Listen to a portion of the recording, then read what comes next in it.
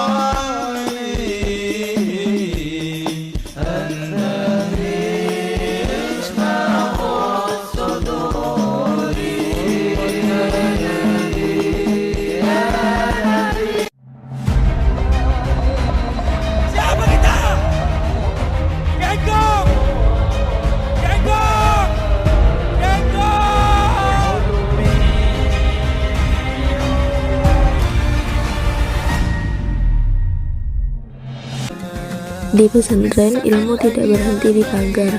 Setiap bulan, ribuan masyarakat datang menghadiri pengajian umum.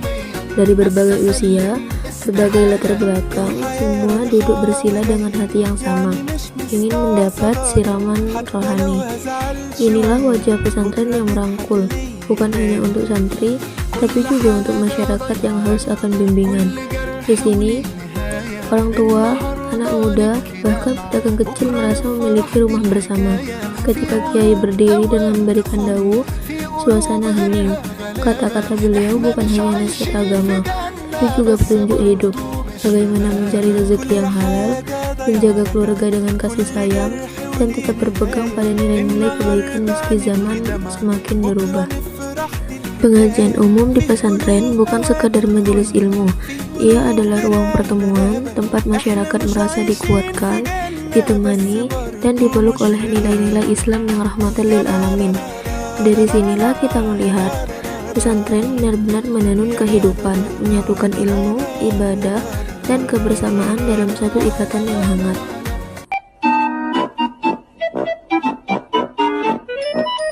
A few moments later. Pesantren saat ini berdiri di persimpangan zaman. Dunia berubah cepat, teknologi merambah ke segala lini kehidupan. Tantangan bukan hanya soal menjaga hafalan kitab, tapi bagaimana tetap relevan di tengah arus digital dan problem kekinian. Di pagar pesantren, para santri tidak lagi hanya memegang kitab kuning dan pena, tapi juga smartphone dan laptop. Mereka belajar bagaimana memanfaatkan teknologi untuk berdakwah, menyebarkan ilmu, bahkan membuat konten kreatif yang menginspirasi generasi muda.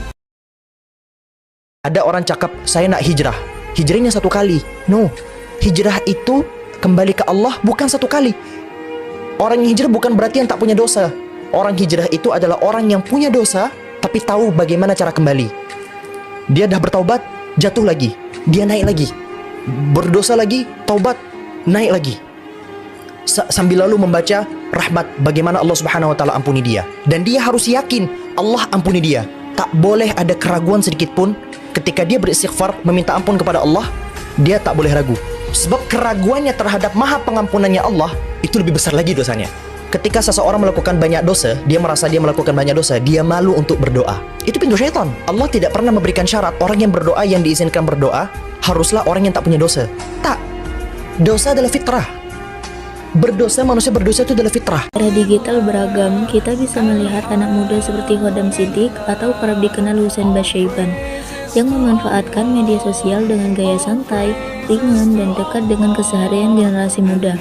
Kontennya bukan hanya soal ajaran agama, tapi juga motivasi, refleksi diri, dan cara menjadi muslim yang lebih baik. Bahkan saat ini, dakwah sudah merambah ke dunia yang mungkin dulu tidak terpikirkan seperti ruang virtual dan game populer termasuk Roblox. Santri dan pendakwah muda tidak lagi terpaku di mimbar masjid saja, tapi juga hadir di ruang digital tempat anak muda berkumpul. A few moments later. Setelah kita melihat bagaimana pesantren menanam nilai-nilai kehidupan, kini kita masuk ke perjalanan para santri, di mana mereka yang hidup di dua dunia sekaligus.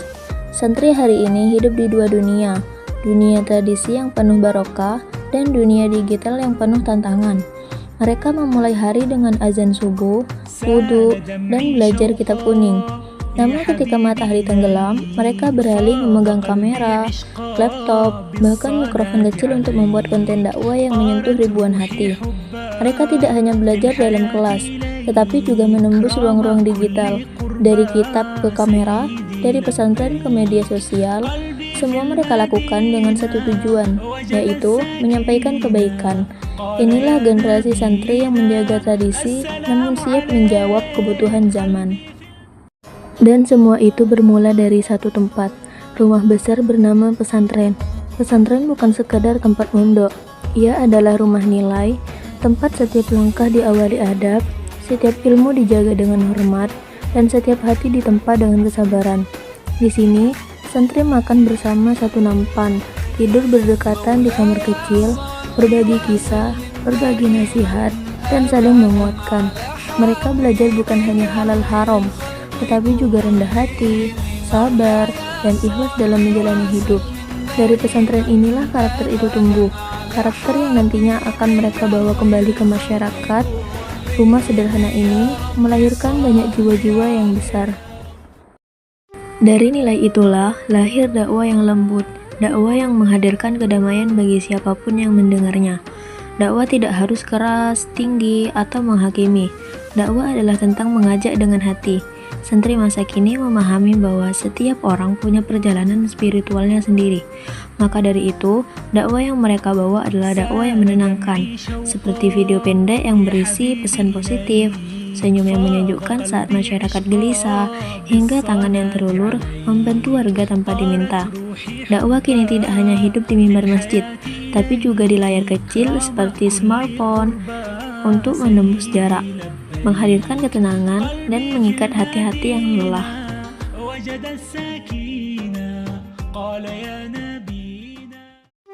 Tapi di tengah arus modernitas yang deras, tantangan dakwah tidak semakin mudah. Zaman bergerak cepat, informasi berseliweran tanpa henti. Notifikasi HP bisa menggoyahkan fokus bahkan hati. Di tengah keramaian itulah santri hadir sebagai penuntun. Dengan ilmu yang mereka pelajari di pesantren, ilmu yang menenangkan, bukan memecah belah. Mereka mampu memilah mana yang benar dan mana yang hanya kebisingan digital. Santri menjadi jembatan antara tradisi dan modernitas. Mereka membawa akhlak ke ruang komentar, membawa kesabaran ke media sosial, dan membawa kedamaian ke tengah masyarakat yang semakin lelah dengan konflik. Selain menjadi pusat ilmu dan dakwah, pesantren juga memegang peran penting dalam melestarikan budaya lokal. Beberapa pesantren mengadakan pementasan budaya secara rutin setiap bulan atau setiap tahun, seperti penggelaran tari, seni hadroh, atau drama bernuansa Islami. Lewat panggung itu, santri belajar bahwa dakwah tidak hanya lewat ceramah, tapi juga melalui gerak, seni, dan ekspresi yang membawa pesan kebaikan. Seni tidak dipisahkan dari agama, justru menjadi sarana memperindah dakwah.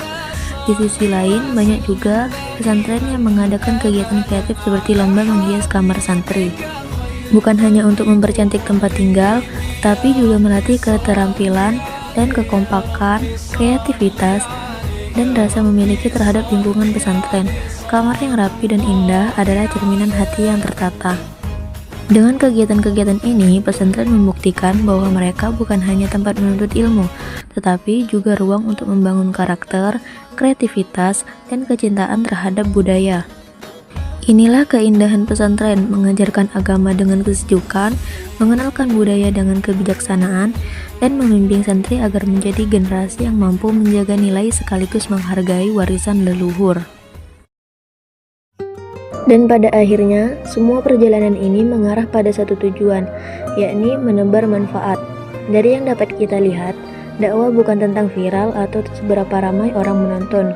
Dakwah adalah tentang kebermanfaatan, tentang nilai yang tulus dan langkah kecil yang menggerakkan kebaikan. Pesantren telah membentuk santri menjadi pribadi yang kuat imannya, kuat akhlaknya, dan kuat pengabdiannya. Masyarakat membutuhkan anak muda seperti ini, yang menenangkan, menguatkan, dan menebarkan cahaya. Semoga dakwah terus hidup, dari bumi menuju hati manusia, dari pesantren menuju dunia digital, dari pengajian akbar hingga layar smartphone, bahkan sampai dunia virtual. Terima kasih telah menyaksikan. Mohon maaf jika ada kekurangan dalam penyampaian video ini. Semoga langkah kita selalu diberkahi oleh Allah.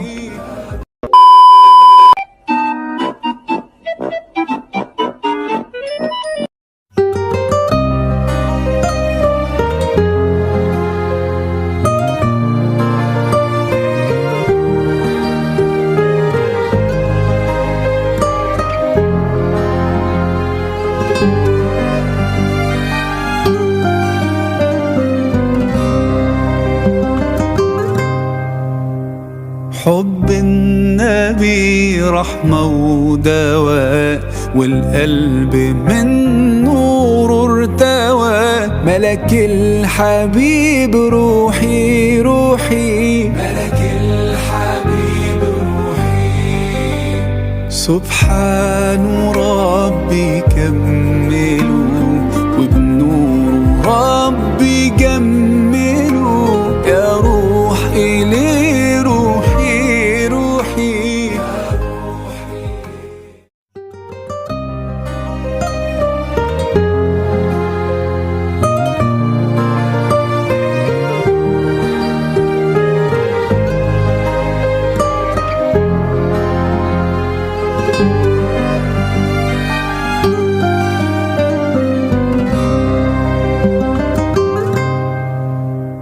حب النبي رحمة ودواء والقلب من نور ارتوى.